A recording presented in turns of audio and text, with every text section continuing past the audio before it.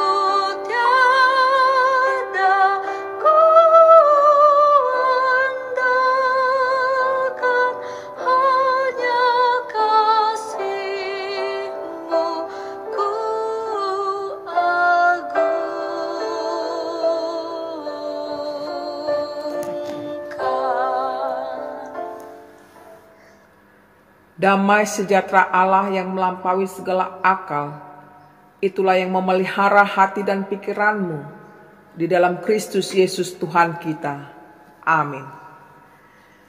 Ibu Bapa, Saudara-saudariku yang dikasihi Tuhan Yesus Kristus, yang menjadi nats khotbah kita pada Minggu ke-21 setelah Trinitatis, tanggal 1 November 2020, dari kitab 2 Raja-Raja 23, ayat 1 sampai 14. Marilah kita dengarkan bersama.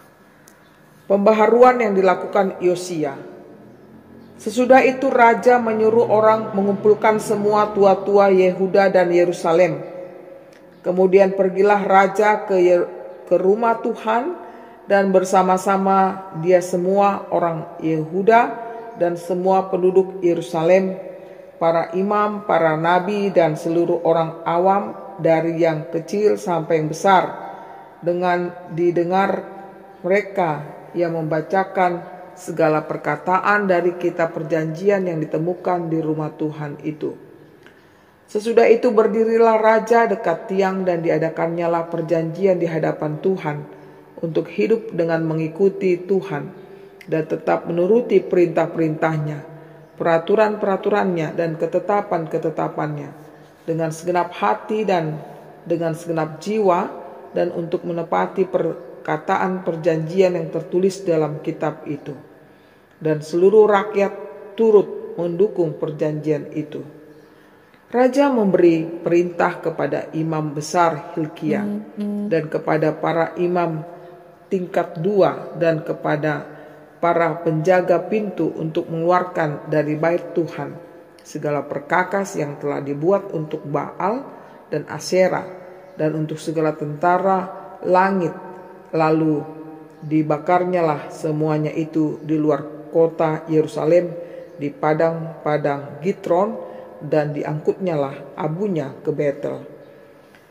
Ia memberhentikan para imam dewa asing yang telah diangkat oleh raja-raja Yehuda untuk membakar korban di bukit pengorbanan di kota-kota Yehuda dan di sekitar Yerusalem, juga orang-orang yang membakar korban untuk Baal, untuk dewa matahari, untuk dewa bulan, untuk rasi-rasi bintang, dan untuk segenap tentara langit.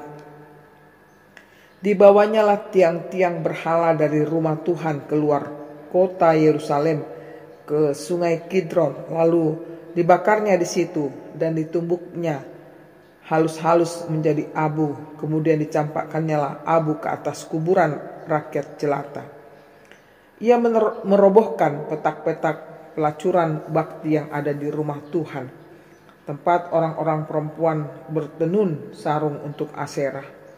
Disuruhnyalah datang semua imam dari kota-kota Yehuda, lalu ia menajiskan bukit-bukit pengorbanan, tempat para imam itu membakar korban dari Geba sampai Berseba. Dirobohkannyalah pula bukit-bukit pengorbanan di pintu-pintu gerbang yang ada dekat lubang pintu gerbang Yosua, penguasa kota itu, yang ada pada sebelah kiri kalau orang memasuki pintu gerbang kota itu. Tetapi para imam bukit-bukit pengorbanan itu tidak boleh naik ke mezbah Tuhan di Yerusalem. Hanya mereka boleh memakan roti yang tidak beragi di tengah-tengah saudara-saudara mereka. Ia menajiskan juga Tofet yang ada di lembah Ben Hinnom, supaya jangan orang mempersembahkan anak-anaknya sebagai korban dalam api untuk dewa Molok. Dibuangnyalah kuda-kuda yang ditaruh oleh raja-raja Yehuda untuk dewa matahari di pintu masuk ke rumah Tuhan, dekat bilik Natan Melek, pegawai istana yang tinggal di gedung samping. Juga kereta-kereta dewa matahari dibakarnya dengan api. Mesbah-mesbah yang ada di atas soto, tempat peranginan Ahaz, yang dibuat oleh raja-raja Yehuda, dan mesbah-mesbah yang dibuat Manase di kedua pelataran rumah Tuhan, dirobohkan oleh raja dan diremukkan di sana, lalu dicampakkannya abunya ke sungai Kidron. Bukit-bukit pengorbanan yang ada di sebelah timur Yerusalem, di sebelah selatan bukit kebusukan, dan yang didirikan oleh Salomo raja Israel untuk Astoret, dewa kejijikan sembahan orang Sidon, dan untuk Kamos, dewa kejijikan sembahan Moab, dan untuk Milkom, dewa kekejian sembahan orang Amon, dinajiskan oleh raja. Ia memecahkan tugu-tugu berhala dan menebang tiang-tiang berhala, lalu ditimbuninya tempat-tempat itu penuh dengan tulang-tulang manusia. Demikian bunyinya. Topik minggu ini adalah reformasi spiritualitas. Ibu bapak, saudara-saudariku yang dikasihi Tuhan Yesus Kristus, pada dasarnya reformasi memiliki makna pembaharuan. Pembaharuan itu sesungguhnya menghasilkan perubahan, dan perubahan itu sendiri terus bergerak akibat pembaharuan yang terus-menerus. Semboyan reformasi yang sangat terkenal dalam kehidupan gereja saat ini berkata, Ecclesia Reformata Semper Reformanda, yang berarti gereja adalah pembaharuan yang terus-menerus. Artinya, gereja masih terus dibaharui karena kita perlu kebaharuan dan dalam keyakinan dan kepedulian kita yang berkembang. Dari mana pembaharuan itu dimulai? Tentulah dari diri kita masing-masing. Tiap hari kita perlu membaharui diri, yakni membaharui kebugaran tubuh, membaharui kematangan kepribadian, dan membaharui kedewasaan iman kita. Pembaharuan adalah proses yang berlangsung terus-menerus. Kristus telah membaharui kita. Sekarang kita adalah manusia baru yang terus-menerus diperbaharui, bukan untuk memperoleh pengetahuan yang benar menurut gambar dan rupa Allah pencipta kita. Saudaraku yang dikasihi Tuhan kita Yesus Kristus, nats kita pada minggu hari ini berbicara mengenai Raja Yosia, di mana dalam sejarah kerajaan Israel Yehuda, Yosia merupakan raja yang baik di mata Tuhan. Ia termasuk dalam rentetan raja-raja Yehuda yang mendapat penghargaan tertinggi. Bahkan tingkah laku dan kehidupannya disamakan seperti Daud bapak leluhurnya, yaitu tidak menyimpang dari peraturan Tuhan. Kita bisa lihat di 2 Raja 22 ayat 2. Dalam sepanjang kisah raja-raja baik di Israel maupun Yehuda, pemerintahan Daud menjadi patokan raja yang ideal. Dalam usianya muda, yaitu 8 tahun, Yosia sudah dipilih menjadi raja atas Yehuda, menggantikan ayahnya Amon. Yosia paham akan situasi kehidupan keagamaan rakyatnya, di mana mereka hidup jahat di mata Tuhan.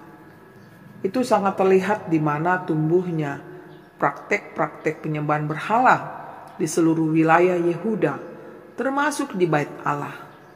Penyembahan kepada dewa matahari, Babel, Dewi Astoret, Sidon, dewa Kamos di Moab, dan dewa Milkom di Amon adalah bukti suburnya penyembahan berhala di wilayah Yehuda. Kebajikan yang dipilih oleh pendahulunya, yakni Manasye dan Amon selama 52 tahun telah menyebabkan Yehuda kehilangan jati dirinya sebagai umat perjanjian Allah. Berbeda dari Manasye dan Amon, Yosia justru percaya dan beribadah hanya kepada Tuhan seperti Daud leluhurnya. Berbeda dalam langkah atau kebajikan itu bukan suatu kesalahan, selama yang berbeda itu untuk kebaikan atau yang benar. Yang salah itu adalah jika kita hanya berdiam diri atau ikut arus terhadap kejahatan yang kita ketahui. Didukung oleh situasi politik di mana kekuatan Asyur semakin melemah serta ditemukan Taurat Tuhan di Bait Allah, Yosia dengan tegas dan berani melaksanakan reformasi dengan menghancurkan dan membakar habis segala sesuatu yang terkait dengan penyembahan kepada berhala. Keberanian dan ketegasan Yosia bertindak bukanlah dalam upaya pencitraan, tetapi sesuatu yang datang dari dalam hati untuk mengembalikan Yehuda hidup sebagai umat Allah yang setia. Yosia tampil sebagai pemimpin yang tegas, bahkan tidak kompromi dengan kejahatan dan kesesatan. Jemaat yang dikasihi Tuhan Yesus Kristus, apa yang bisa kita ambil dari kisah reformasi Yosia pada minggu ini? Yang pertama, reformasi dimulai dari diri kita sendiri. Melalui dua Raja 23 ini, kita belajar dari kesungguhan dan kegigihan Yosia untuk mereformasi bangsanya sendiri, dengan membersihkan segala hal yang terkait dengan berhala di daerah Yehuda, bahkan di seluruh Israel. Kesungguhan yang demikian jugalah yang harus terjadi di dalam hidup kita. Pembaharuan di dalam diri kita adalah memiliki kemauan dan keinginan untuk berubah dan berniat menghancurkan dosa di dalam diri kita. Apakah itu kebiasaan buruk kita, perbuatan jahat kita, dan bahkan kejahatan yang ada di dalam pikiran kita? Jangan sisakan sedikit pun dari kehidupan lama dalam dosa.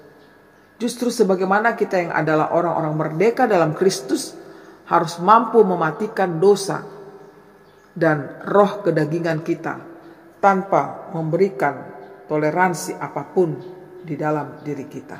Kedua, memiliki sikap pertobatan. Topik minggu kita sangat menarik, di mana kita diajak untuk reformasi spiritualitas. Tentu dalam mewujudkan pembaharuan spiritualitas, kita memerlukan sikap pertobatan. Artinya, setelah kita memiliki kemauan dan keinginan untuk berubah, maka kita akan menuju sikap untuk bertobat. Apa artinya bertobat? Bertobat merupakan pengertian yang rumit dan kompleks. Pengertiannya tidak bisa dijelaskan dengan satu kata atau satu perbuatan saja. Oleh sebab itu Yesus memakai beberapa ungkapan kiasan supaya tiap kiasan itu memperlihatkan sebuah segi tertentu. Pertama, bertobat adalah berubah hati atau berubah etiket yang biasanya disebut metanoia. Kita lihat Lukas 17 ayat 3. Artinya, bertobat adalah ibarat mengganti seluruh isi perasaan dan pikiran kita. Kedua, bertobat adalah ibarat lahir kembali atau lahir ulang di Matius 19 ayat 28. Diterjemahkan menjadi penciptaan kembali. Artinya, bertobat adalah ibarat bayi yang sudah lahir, namun berubah total menjadi bayi yang berbeda. Ketiga, bertobat adalah ibarat lahir dari atas. Di Yohanes 3 ayat 3 dan 7 diterjemahkan menjadi dilahirkan kembali. Artinya, pertobatan bukanlah prestasi seseorang, melainkan hasil pekerjaan Roh Kudus. Lahir dari atas berarti lahir dari Allah atau dengan bantuan Allah. Mustahil kita bisa bertobat sendiri tanpa bantuan dari Allah. Bertobat itu susah. Kita mau bertobat tetapi gagal. Kita mau lagi lalu gagal lagi. Bertobat adalah minta pertolongan Allah, meminta Dia mengubah kebiasaan lama kita menjadi kebiasaan baru. Pemazmur meminta pertolongan itu dan memperolehnya.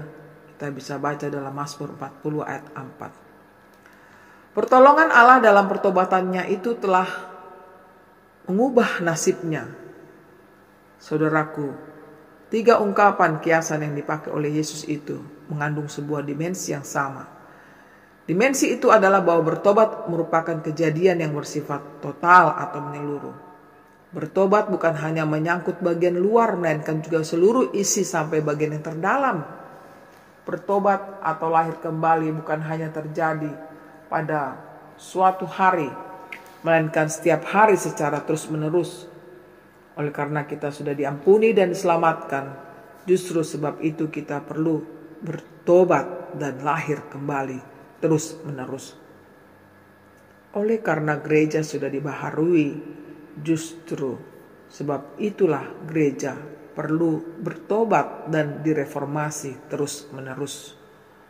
Maka dari itu, saudaraku, kita diingatkan untuk berani membaharui diri demi kebenaran serta berani melangkah ke depan dengan tidak mengikut arus atau kompromi terhadap segala sesuatu yang tidak memuliakan nama Tuhan. Selamat mereformasi diri. Tuhan memberkati kita selalu. Amin.